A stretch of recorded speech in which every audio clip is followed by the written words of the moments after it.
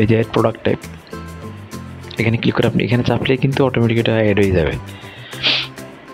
তো এটা এখানে আসে বিদায় দেখাচ্ছে না, তো এইভাবে আমি সবগুলো আস্তে আস্তে অ্যাড করে নিতে পারবো। আর এবার যদি আমি এখান থেকে আসলে কোনো কিছু কন্ট্রোল করতে চাই, যেমন ধরেন আমি চাচ্ছি যে আমি এই যে ডিভাইস চেঞ্জ টুলস এগুলি বিক্রি করি না, এই পার্টটাই পুরোটাই জাস্ট আমি কী করবো, যে জিনিসগুলো বিক্রি করি না এই ম্যানেজ টাইপে গিয়ে এই ডিভাইস অ্যান্ড টুলস যেটা থেকে ডিঅ্যাক্টিভেট যদি করে দিই, আমি এখন যদি আবার একটু আপনাকে দেখাই, আমি যদি আবার একটু লোড এই অ্যাপসটাকে জাস্ট লোড করলেই বুঝতে যাবে যে আসলে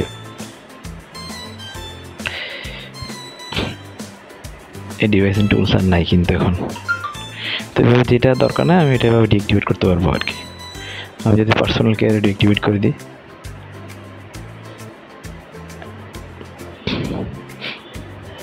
যেমন পার্সোনাল কেয়ার আছে, যদি আমি যদি আবার একটু করে লোড করি,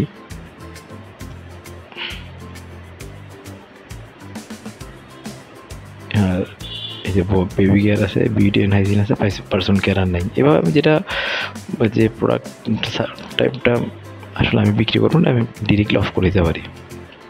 আর আমি যদি অন করি জাস্ট অ্যাক্টিভেটে চাপলে হবে, তাহলে অটোমেটিক অন হয়ে যাবে।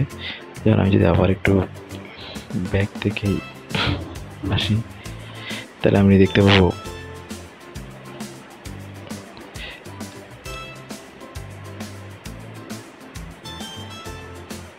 এই যে ডিভাইস এন্ড টুলসও আসছে, এই পার্সোনাল কেয়ারটাও আসছে।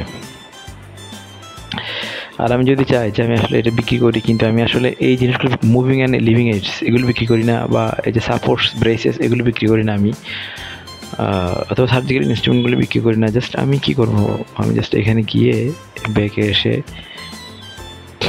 আসলে সবগুলো কিন্তু এই যে এখানে স্টোর সেটিংসে ম্যানেজ সাব টাইপ, এখানে এসে যদি আমি বলি যে এই যে সার্জিক্যাল ইনস্ট্রুমেন্ট ডিঅ্যাক্টিভেট, আর এটাও ডিঅ্যাক্টিভেট ব্রেসেস, আমি যদি এই দুইটাতে আবার খুলি একটু গিয়ে,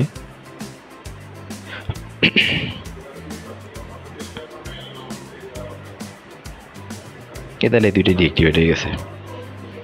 তো আমি যে আবার অ্যাক্টিভ করতে চাই, জাস্ট এখানে ওই আগের মতো অ্যাক্টিভেটে ক্লিক করলে হবে। তো আমি যেটা বিক্রি করবো না, এটা অ্যাক্টিভেট ডিঅ্যাক্টিভেট করতে পারবো আর কি।